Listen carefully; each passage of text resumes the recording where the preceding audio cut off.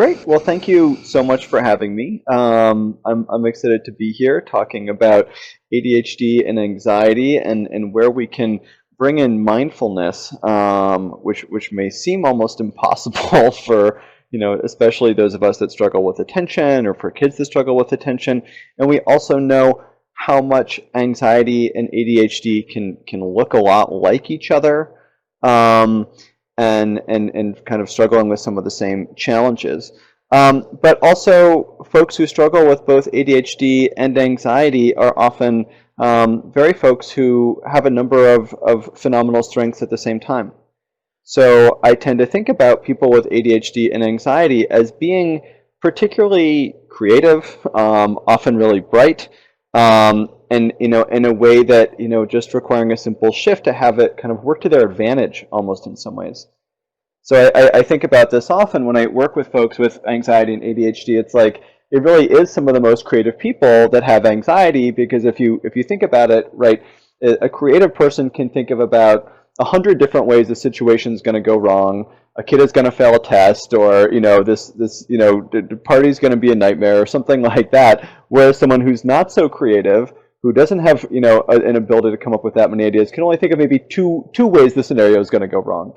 And of course, we also know that ADHD is about being kind of having a lot of creativity, having a lot of ideas, and just trying to learn how to in some ways filter some of those down. It's that abundance of attention rather than the deficit of attention. That's really what ADD and ADHD are about. So what I'd like to do is actually start with a short mindfulness practice, talk a little bit more about mindfulness as we go, bring in a couple practices, and then basically just open it into questions for you guys. And so with that, what I'll invite you to do is just find a comfortable posture. You can just allow yourself to sit up straight. And if you feel comfortable, you can close your eyes.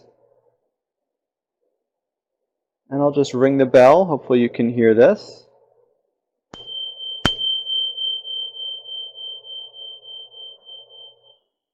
And just listening to the sound of the bell as it fades. And then just bring to mind one of your favorite places. Maybe it's a place where you go on vacation, a place from childhood, a place where you feel comfortable, safe, relaxed.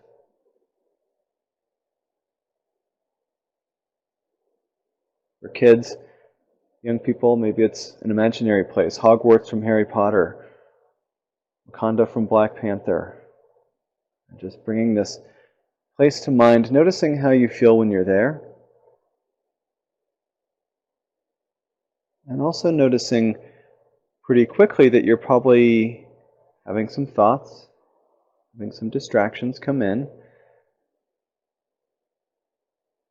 And each time you notice a thought or a distraction or a worry, just imagine you're just picking it up and setting it aside, just cleaning this place up.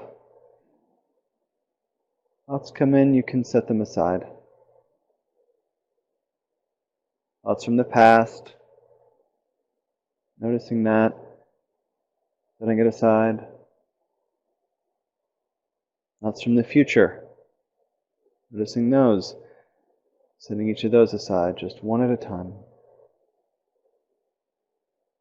Just keeping the image clear. Thought by thought, worry by worry, distraction by distraction.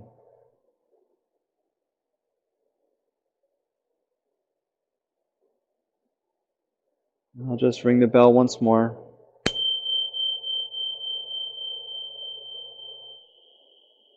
You can allow your eyes to open again. Maybe just checking in with yourself, noticing if there's been a bit of a shift, a bit more focus, perhaps a bit less anxiety, a bit more clarity. And that's what mindfulness is really about. It really regulates the parts of the brain that are implicated in both anxiety and in ADHD and in executive functioning. So we're doing two things at once. We know that ADHD and anxiety can play off of each other in really nasty ways, but we also know that we can harness them and with many of the same kinds of solutions. Calming down the body, calming down the nervous system, calming down the brain a little bit, shutting off the amygdala response, turning on more of our prefrontal cortex, that kind of thing. So this is just a practice called clearing a space. It's something you can practice yourself when you're struggling with focus. Recommend it to kids. You can make it even more concrete with kids by having them do some drawings and even very literally setting things aside, setting their worries aside one by one. Right? Draw that worry on a piece of paper and really, hold it up to your face. Notice what it's like when it's distracting you there, and then moving it further away and eventually just setting it aside. Or same with a distraction or something that feels really exciting. Right? And then holding it right up to your face, taking a few breaths, moving that further away, and setting aside. So those are a few mindfulness-y tricks for managing both anxiety and attention struggles. I want to shift now to talking a little bit about what's happening for our young people in particular. I have this slide here. It says the student paradox. You can pick two. We know that our kids are under tremendous stress, and they really feel like they're just being crushed between all these requirements that they have, all these pressures that we're putting on them every day, right? You can only have studying and sleep, and then you have no friends, or you have sleep and a social life, you're failing your classes, social life and studying, you're getting no sleep, doing all three is impossible. We adults, we could fit in here, parenting, we could try to fit in here our job, our paperwork, right? So many other things. And we know, of course, that for ourselves and for our kids, there's so much more than just these three things that we're all facing. We do know that for our kids, right, the reality is, right, they're not learning how to manage their stress. We're not teaching them how to manage their stress. And that starts to really kick off their anxiety.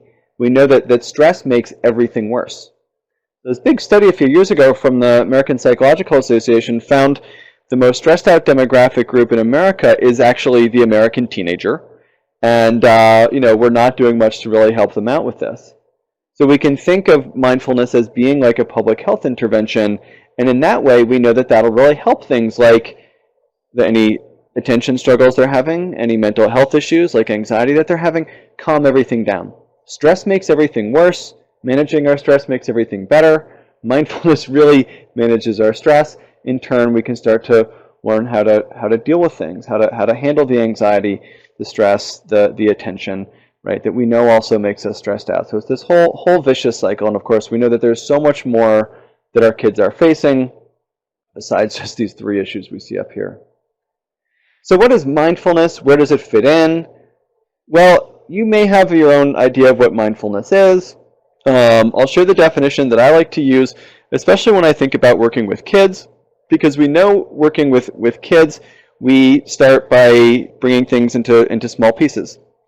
So I say mindfulness is paying attention to the present moment with acceptance and non-judgment. Maybe with kindness and curiosity is a little better than acceptance and non-judgment. But basically, this is, three parts here. We can start by, paying attention. Probably we've all been told to pay attention. We've probably all told our kids to pay attention. But so few of us have, in fact, been taught how to pay attention. Nor have we ever thought to teach our kids how to pay attention.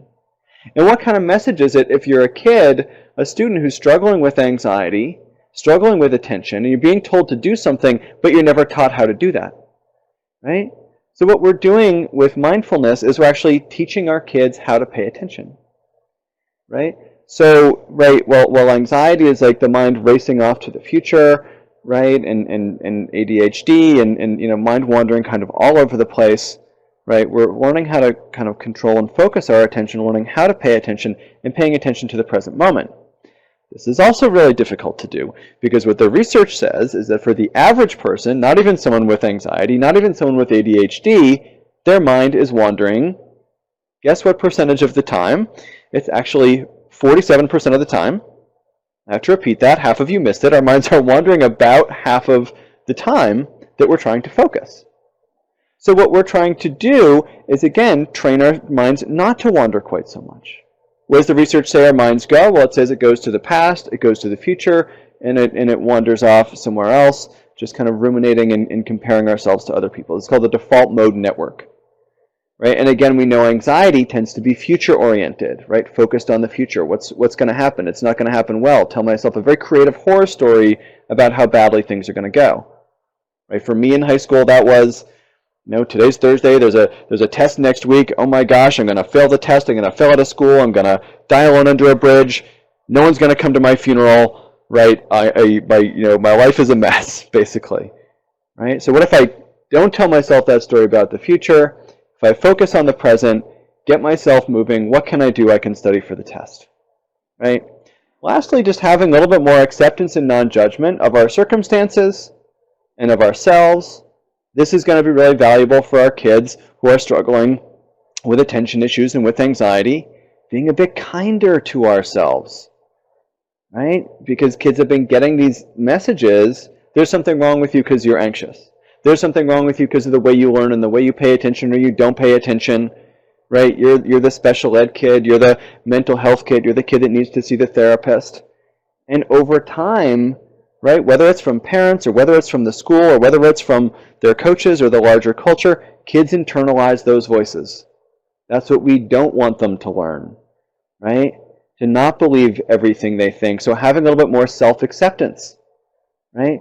Getting rid of that more critical voice, not believing that critical voice at every moment. So teaching our kids how to pay attention to the present moment, have some more self-acceptance, not judge themselves quite so harshly. This is what we're trying to do as we start to teach them mindfulness. So moving ahead with mindfulness, here's a picture I sometimes use when I'm teaching kids or adults about mindfulness. Right, we can see the human being over here on the left. Probably a lot of us can relate to this. A lot of our kids can relate to this. And with ADHD, we can make this bubble about 5 times bigger than that at any given moment. Human beings in the past and the future, all over the place, anywhere but the present moment. There's no sunshine and no trees in the human being's mind. Meanwhile, the dog, of course, has just the sunshine and the trees, none of that other stuff. Now, the fact is, as human beings, we have to think about the future and the past, but we don't want to get stuck because we start kind of getting into these habits where our mind is always wandering as well, racing off to worry about the future.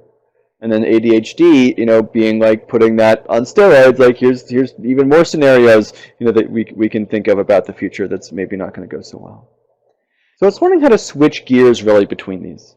Building actually a neural pathway to be able to get in the present moment when it's helpful to be in the present moment, whether that's in school or whether that's that first day of school vacation, right? It's Friday afternoon. We could be enjoying the trees and the sunshine, and instead we're already worried about Monday. We're already thinking what was happening earlier in the day. Our mind is anywhere but we want it to be. So teaching our kids, teaching ourselves how to be a bit more present, and actually really rebuilding neural pathways to be able to do that too. So just to move forward a little bit, and I'll do a little demonstration here, and then we'll start to move right into some practices. I want to talk about the stress response, which in many ways is effectively the anxiety response. So what I'd like you to do is take a moment and just squeeze your fists really tightly, and just notice what happens when you do this to your breath, to your body, to your mind. Does it feel open or does it feel closed? What's going on like this? Are there times you feel like this? And then just open your hands and relax yourself. And just sitting up straight, just holding your hands palms upright, not so tight, not so loose. And noticing how your body shifts, how your breath begins to shift a little bit.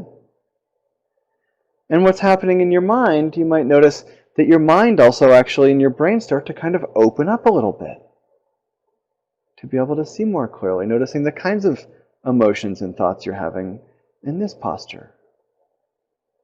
So what I'm kind of doing here is taking us through the stress response of fight or flight. We also have these other responses, freeze and forget it. We don't need to get into those because fight or flight is what we most often see in the overlap of anxiety and attention issues. So fight being, right, we're being chased by a saber-toothed tiger like this poor caveman over here. right? What do we want to do? We want to fight it off, or we want to flee from it. Fight being, and over time we get wired so we're fighting all the time. That's when kids start to get aggressive, or we get aggressive. Whether it's physically aggressive or whether it's merely emotionally aggressive and irritable and, snappy and a little bit nasty. The flight response, that's more of anxiety. Avoidance and flight reinforces anxiety. And so the fight-flight response, the flight response is basically an anxiety-based response. That's really useful when we're being chased by a saber-toothed tiger. It's not so useful when we're being chased by a test on Friday, or trying to find a prom date, or worried about a driver's test, or am I going to get invited to the birthday party, or all these things that our kids are facing every day, and thinking of hundreds of ways it can go wrong because of that, again, intersection of the creativity that happens with anxiety and ADHD and the ways they feed off of each other. What else is happening in the fight or flight mode? Well, the amygdala turns on. That's our caveman brain, most primitive part of the brain that is basically all about fight or flight. It's this alarm system going off. Okay, that's good when we're being chased by a tiger. Not so good in the classroom. Why? Well, because we turn the amygdala on, it shuts off blood flow and energy to the rest of our brain. Right? It shuts off blood flow to the prefrontal cortex.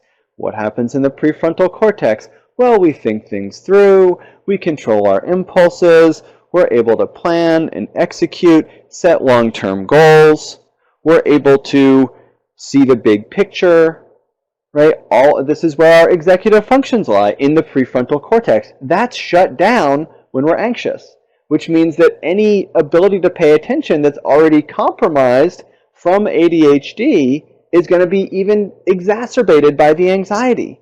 There's like no bandwidth in there. So thinking back, and you can try it again, like making those fists, right? How much are you, like how well are you going to do on a math test right now? Right? How well are you going to be able to process a difficult emotional situation or relationship situation with a friend? Or negotiate a bedtime with your kid? Not so well. Because it's really shutting off the bandwidth. And so when that's not working, we get even more impulsivity. Right? And the prefrontal cortex, we know, is a little bit smaller and a little bit less active in people with ADHD and executive function problems and impulse control problems and that kind of thing. We add anxiety into the mix, it shuts down even more. Everyone starts to look like an enemy or a threat. Right? That nice teacher who wants to help me after school, oh, they're just out to get me. My parents are trying to ruin my life. Coach is about to cut me from the soccer team. Start to interpret everything as a threat. How do we act when we start seeing the world as threatening? Well, we act out. And then we already struggling maybe with impulse issues, act out even more, become even more scattered and disorganized, right? Only thinking, how do I get this to end, not who gets hurt in the process, what are the consequences for me, right? These kinds of things. So this is where it gets kind of dangerous. What else is happening in the body? This is a little bit less important, but of course the breath tightens up and heart rate speeds up and all these things like that. Cortisol starts flowing through the body, and that shuts down, it's the stress hormone that also shuts down our ability to learn. We're feeling that when we're anxious or when we're stressed out, right? Other parts of the body start to shut off, digestive and immune system start to shut off, these kinds of things. So, not good. The more anxious our kids get, the worse the ADHD gets. The worse the ADHD gets, the worse the anxiety gets, right? So it's a vicious cycle. The good news is we can actually shut this cycle down. We stress and we regress into caveman, but we can also get stressed out and progress and be our best selves. We can turn on what are called the attend and befriend systems. And if you, again, sit up straight, holding your palms upward, somewhat outward, you might notice that, right, you feel a little bit more open just by having your hands a bit more open. The breath isn't quite so constricted, and when the breath is open, that also means that our brains are open and our prefrontal cortex is operating at its best. And a lot of other things start happening, right? The amygdala shuts down, the alarm system. That means blood flows into the prefrontal and insular cortex. Prefrontal cortex, where we think things through, we control our impulses, we see the big picture. Also getting blood flow into the insular cortex. That's where we do a lot of our social reasoning, understand someone's motivations and what their perspective is. Oh, that teacher says, see me after school. Well, maybe they can be helpful. The therapist says, come to my office. Oh, okay, it's not so bad. We play Uno and we talk about strategies, and my parents are not trying to ruin my life. We're able to see things clearly. Our kids are able to see things clearly. It shuts off the anxiety response. Over time, what starts to happen, because of what's called neuroplasticity, is the kids wire their brains, or we wire our brains, to be more in this attend befriend mode all the time. Prefrontal cortex is operating better. The amygdala actually, that inner caveman and alarm system, shuts off and actually gets quieter, gets smaller, so it's not going off all the time, which means we can think a little bit better all the time. What else is happening? The breath starts to become regular and even, as I said. When the breath becomes regular and even, it means actually that everything else is working. Our brain's working and our body's working. So we can actually not only just check in, and you can do this with your kids or with yourself. Just notice when their breathing is labored. They're struggling to pay attention, and they're probably anxious in that moment. I can tell it with my 3-year-old. I can go into a classroom, I can tell. I can have a therapy client in front of me, I can tell how agitated and anxious they are, how focused they are based on their breath. You can probably check in for yourself. And what the research says, I learned this from Kelly McGonigal, who's a stress expert, we can actually use the breath like it's a remote control to change how our body feels, calm down that anxiety, open up the brain, using the breath like a remote control, which is the metaphor I love to use with kids, but it also works great with adults. So what does this mean? Well, what Dr. McGonigal says is, if we slow our breathing rate down to somewhere between 4 and 6 breaths in a minute, this is what calms the body down, this is what shuts the amygdala off and allows blood to start flowing into the prefrontal cortex, blood to start flowing into the insular cortex, where we're able to think things through, control our impulses, shut off the anxiety, open up the brain to be operating at its best, even for kids that do struggle with ADHD. Right? And again, right, this is part of why ADHD and anxiety can look a little bit like each other. A lot of the symptoms are the same if you go and look them up in the ICD or the DSM. But also the solutions, the tools we can use, like recalibrating our breath, can be really helpful. So I'll just walk us through a couple breath practices, and then maybe I'll turn it over for questions. So I'm actually going to skip around a bit on the slides because I always bring more than I can get to. So let's start with my favorite for younger kids, the chocolate breath right here. So we imagine you can actually even just hold out your hands as if you're holding a cup or a mug of hot chocolate, and it's really hot. You can imagine it warming up our hands. And then we simply want to breathe in through our nose like we're smelling, and just blowing out through your mouth like you're cooling it off.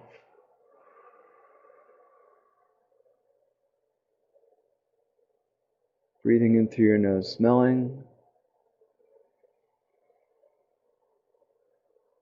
and blowing out through your nose, cooling it off.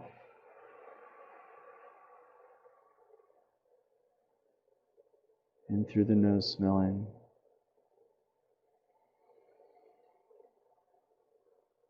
And blowing out through your nose, mouth. Just cooling it off. And allowing your breath to reset itself. Checking in with your body. Checking in also with your mind. Noticing, does it feel a bit more settled? Does it feel a bit more clear, even just after maybe 3 breaths? Right? So this simple visualization, we all know what it's like to breathe in, smelling. We know what it's like to blow out, cooling off. And yes, I know kids will get a little bit silly with this potentially. You can actually give them a cup of water and tell them to blow on it without spilling, right? Filled up all the way. Right? So they can actually learn how to do it with something right in front of them. But this is a way of just really slowing the breath down, getting it down to that 4 to 6 breaths in a minute rate, which will be actually a little bit higher with younger kids. So that's fun, but guarantee some of those middle school kids are going to roll their eyes if you try this with them. So we might want to do something maybe like counting. the 7-Eleven breath I've got here, and we can see that folks like professional athletes are also doing some of these breathing practices that, again, reset the nervous system, which calms down anxiety and stress response, that flight response. Also shuts off the amygdala, which lets blood flow to the prefrontal cortex, which allows kids to focus who are maybe struggling with attentional issues. In the 7-Eleven breath, we'll do this together. We simply count in for 7, and we count back out to 11. So breathing in, 2, 3, 4, 5, 6, 7, and out, 2, 3, 4, 5, 6, 7, 8, 9, 10, 11, and just counting into yourself up to 7.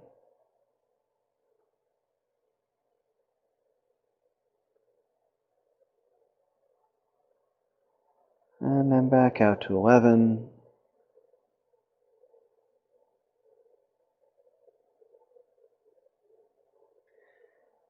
And back into 7.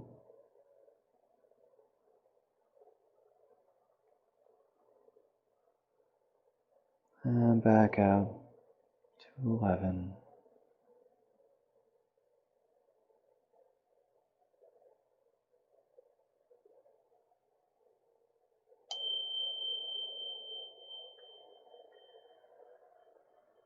So another short and sweet, simple breath practices.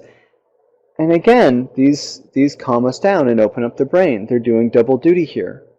We're also, when we focus on an image, like the hot chocolate, having to remember that we're counting, where's our mind not going? It's not going to, panicking about, the test that's happening next week. It's not going to thinking about the kid sitting next to me who's being silly and should I jump in and be silly also, right? It's bringing the mind back to focus on this particular, right, the image, the counting, whatever it might be, or the sensations of the breath. So that's also helping on that level. So these are a few ways to just use the breath to be able to focus a bit more clearly in helping our kids regulate their breath, which again turns on the brain, shuts off the nervous system's like anxiety response effectively. So here's a few ways in with this, and again, there's nothing magical about these. They're just a little bit fun, and some interesting people do some of these practices. Younger kids might find into 7, out to 11 a bit challenging. So maybe a short word and a long word. Breathe in bird, breathe out brontosaurus.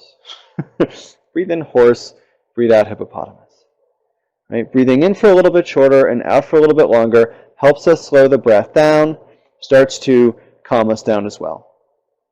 So what else can we do? This is a practice I actually just kind of came up with this acronym myself about a month or two ago. It's taking a mindful seat, and it's just an acronym that allows us to just become a little bit more aware of what's happening in our bodies and just focus a little bit more as well.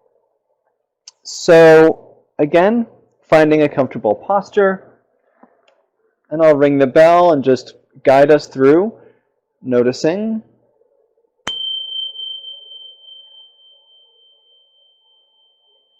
First, ask just what sensations do you notice in your body?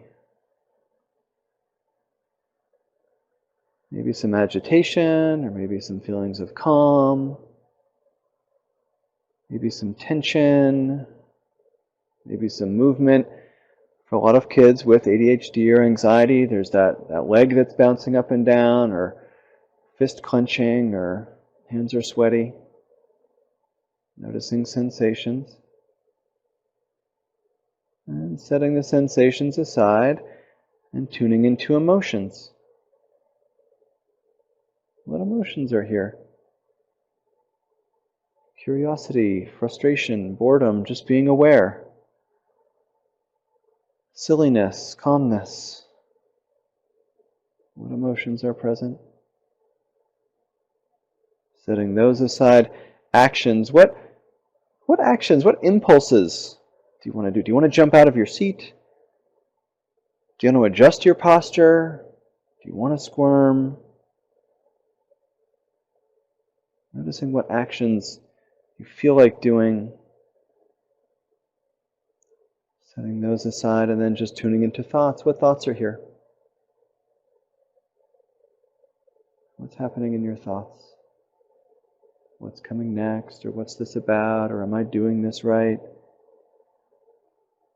Just noticing sensations, emotions, actions, and thoughts.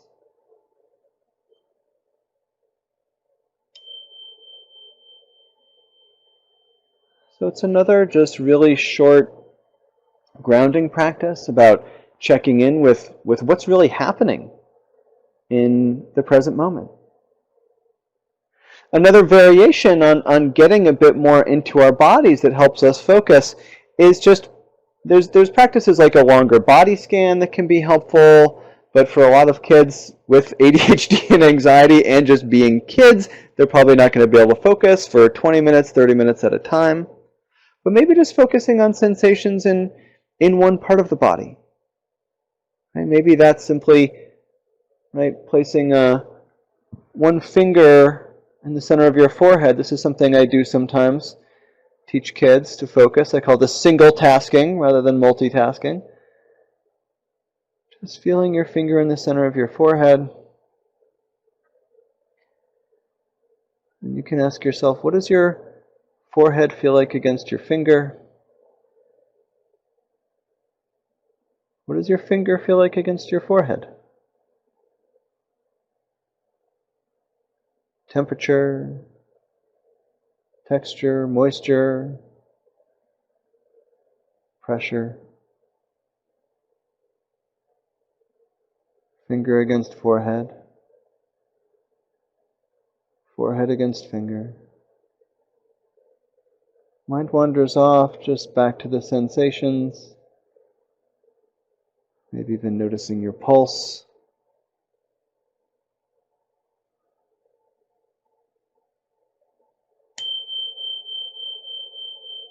And you can just set your finger back down again.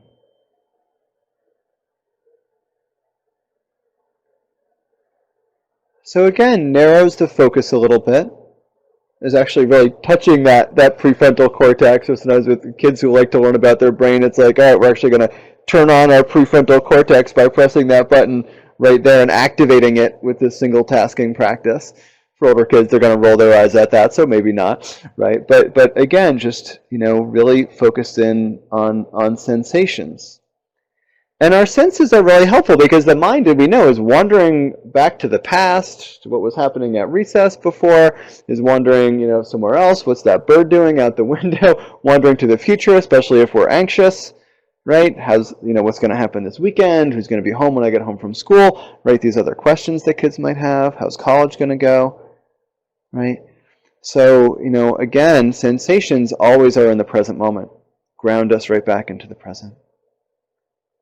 I'll just close up with one other just short practice, and I know I kind of mentioned this as single tasking, but I would say in general, right, just single tasking rather than multitasking is, I think, going to be really important for our kids to as a way of just focusing a little bit more. I seem to have missed out on. Well, here's something on single tasking, right? Actually. Can do just one thing at a time. There's this guy at the coffee shop sitting at a table. He's not on his phone. He's not on his laptop. He's just drinking coffee like a psychopath, right? But again, a way we can actually bring more mindfulness to what we're doing is just to do one thing at a time. I have a friend who has an event he just calls Do One Thing at a Time Day.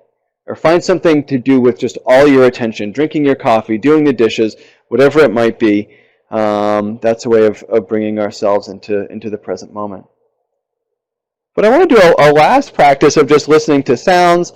This is one of my favorite things to do, actually myself. I don't love breathing practices for my own anxiety, for my own attention difficulties, for my own procrastination. I get bored, I'll admit it.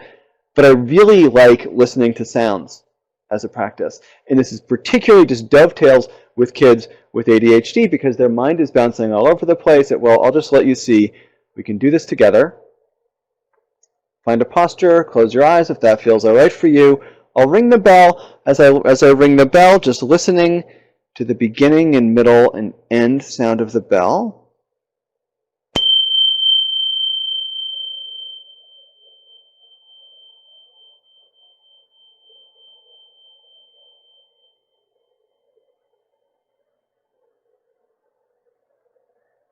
And then just continuing to listen to sounds around you. Perhaps just seeing what's the farthest away sound you can hear right now.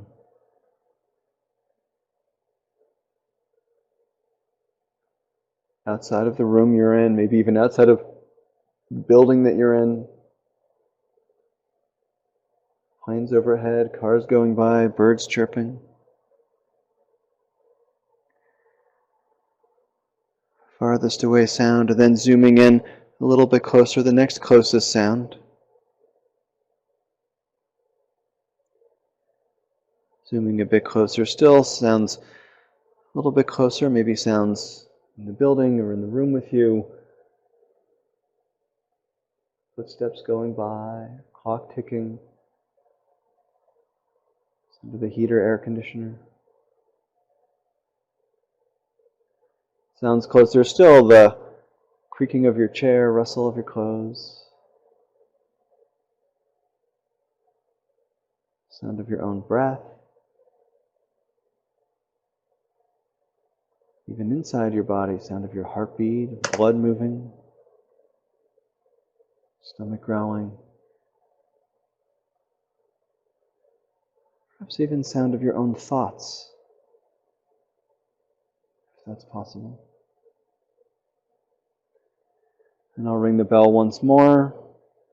And once more, just listening for that beginning, middle, and end sound of the bell.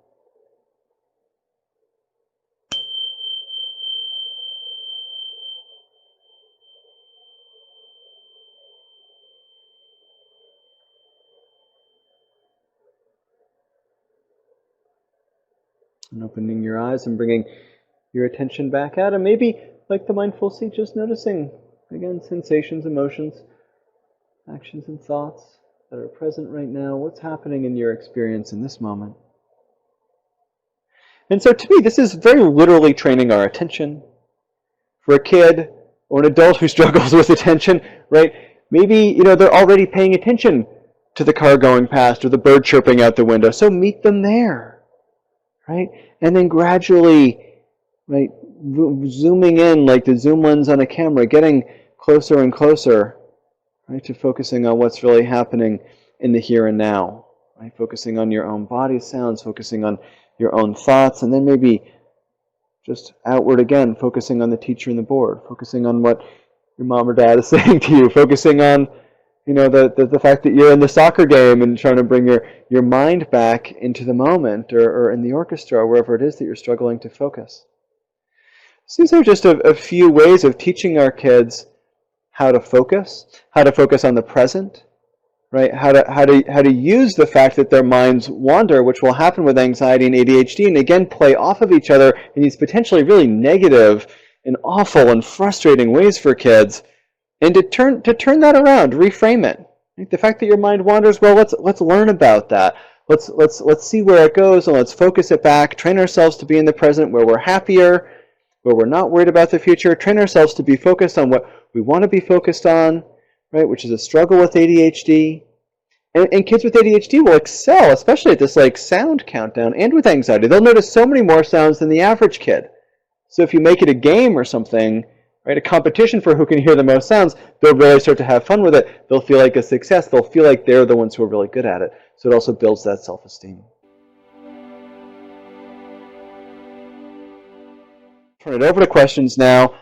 Can sensory issues lead to ADHD behavior? So I'm assuming Hema Malini, and I hope I'm pronouncing your name right. Forgive me if I'm not, please. Can sensory issues lead to ADHD behavior? Well, we do see a lot of kids increasingly with sensory integration disorder. I assume this is some of what you're referring to. And of course, right, when we think about something like the mindful seat, sensations, emotions, actions, and thoughts, we know that sensations, or our senses, right, it's sort of like a stimulus response thing can happen, right? So that if a sense comes in, it's very uncomfortable, kids are going to behave on that, right? They're maybe going to act out. They're maybe going to jump out of their seat.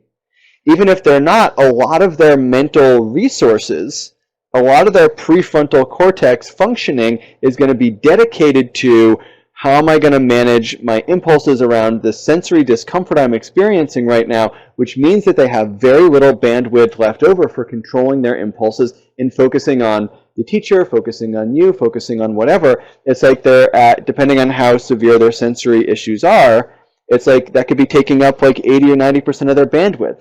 So very little is left, and it's like they're left with some executive function deficits or some, prefrontal cortex dysfunction that's going to manifest itself in impulse control issues, in difficulty focusing, in difficulty with planning, in difficulty with seeing things, because it's going to be using up a lot of those resources. So hopefully that answers your question.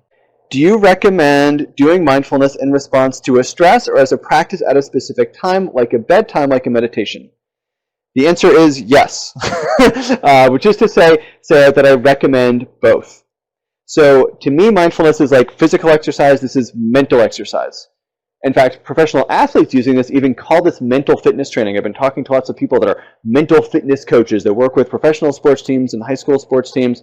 But basically, we want to be getting ourselves into mental shape by practicing regularly, like maybe before bedtime or first thing in the morning, or doing a little breathing or a little sensory awareness maybe before dinner, or at a time where our kids are open to it, right?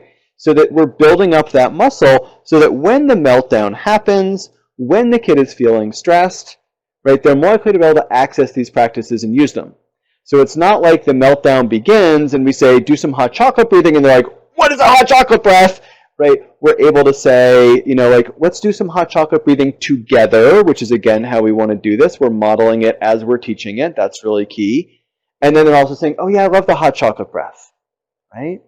We can also even simulate maybe a little bit of stress or anxiety. We can tell kids, imagine a stressful situation. Now let's breathe. Now notice how your heart feels. How does your body feel? Now let's breathe and calm ourselves down. One fun way to do this is watch a suspenseful scene in their favorite movie and notice, oh, my heart rate's getting bigger and my hands are clenching up and I'm breathing more shallowly. Or listen to a suspenseful movie soundtrack, something like that. Listen to the Jaws soundtrack. Notice yourself getting anxious and stressed out, and then breathe your way through it, or feel your feet on the floor, or do the single tasking with your finger against your forehead. And then you're actually really training with resistance, right? Learning how to actually shut down that stress response, that anxiety response, which is going to be even more valuable than just practicing it in fun times. So all of these then make it less likely that the meltdown happens, but also that the kids can access the skill when they're maybe having the meltdown, whether it's around anxiety or whether it's around just the overload that happens in our kids who have ADHD because they don't have the bandwidth, and it's like they're just overtaxed. And then they lose all of their impulse control because they've been trying so hard in school to manage their focus, to manage their anxiety, and it comes out at home, right? They're exhausted. Their brains are exhausted. So hopefully that answers your question. Specific books which target ADHD and mindfulness that I can recommend. Some of you guys probably know my good friend Mark Burton. He's written a ADHD, mindfulness and ADHD parenting book, which is fantastic. I've written a mindfulness and anxiety book. There are, there's other just great books about mindfulness with kids. I've written a few. Susan Greenland's written a few. Amy Saltzman has written a few. Those I all highly recommend. But Mark, I would say, is kind of a go-to guy on ADHD and mindfulness. Oh, Lydia Zylowska, more for adults, the ADHD Mindfulness Solution or something like that. I can't remember exactly what the name of her book is, but those are a few ideas. Yeah, audio guided meditations for kids. A few different resources. I've got a couple you can get. My friend Amy Saltzman has a few. She's called A Still Quiet Place. Those are good. Let's see. Probably just go on YouTube. You can find some. I would really recommend, as a parent, that if you can get your kids to buy into this with you, which maybe you can and maybe you can't, if you can, find some scripts online or find some scripts from a book that's out there, guide your kid through this yourself. That's really going to be best because it feels kind of comforting coming from you. You can also record that on your phone, or we don't really have tape recorders anymore. You can record that yourself, and then your kids can listen to it. It feels like it's you, so that feels like a nice thing. Or maybe if they're seeing a therapist or a coach or a tutor or a parent, right? Maybe the parent can record them. So again, a familiar voice is nice. Or you can certainly find audio programs by myself, by Amy Saltzman. There's one app out there called what is it? Stop, Breathe, and Think. Susan Kaiser Greenland, who's wonderful, I think has recorded a few things for that. So those I would recommend as well. How do you end the sound countdown to focus on the teacher and not all the other sounds they were just asked to hear? Yeah, this is a good question. So if we guide this in a way that's like, really, sort of with more prompts in it, like, notice the sounds outside. Notice the sounds outside of, the classroom. Notice the sounds inside of the classroom, of other rustling, and set those aside and now really focus on the teacher. If we guide them with more prompting, like, and now set those aside and focus on the next thing, and now stop listening to that and focus on the next thing, that really then trains them to be able to shift gears between listening to this and listening to that, and so that they're then ultimately focused on the teacher. So we can actually have them practice setting aside those distractions. And sometimes what happens for kids with sensory issues is this is particularly hard, or kids with anxiety or ADHD, though, is they want to make meaning of those sounds. So once they figure out what it is, then their mind can let go of it, because their mind is not half trying to figure out, what is that? What is that? Oh, it's the radiator. Or, oh, it's, it is a school bus going by. Or, oh, it's that kid tapping his pen over there. Once they figure that out, then the brain is not trying to figure it out, and they can then set it aside. So that, again, the bandwidth of the brain is not being used up by trying to figure out what this particular sound or that particular sound is. And then it becomes easier to let go, to set aside and not focus on quite so much. So that's a suggestion for thinking about that. Won't meditation with eyes closed in classroom to relieve stress be seen as a sign of disrespect or lack of attention? Yes. So this, I think, is really important to think about in terms of the culture of the school, right? So if your child has an IEP or a 504, something like that, or you're just having a parent-teacher meeting or meeting with the guidance staff or school social worker, psychologist, just letting them know if the child does prefer to close their eyes, that may be what's going on, and so that it's not about disrespect or not paying attention. The other thing is, I encouraged you to close your eyes, but you don't have to for any of these. Right? You can just have like eyes down on the piece of paper and be listening to sounds, or be focused on the 7-Eleven or hot chocolate breath, or be feeling your feet on the floor or something like that. So eyes closed is really not necessary. For some kids, it may make them feel even more distracted. For some anxious kids, it may get them more wound up. Again, every kid is different. There's not like a hard or fast rule around close your eyes, don't close your eyes. I mean, I would say for kids that have had, post-traumatic stress or something, you want to stay away from it. But otherwise, for the most part, every kid is different. Really don't have to have their eyes closed.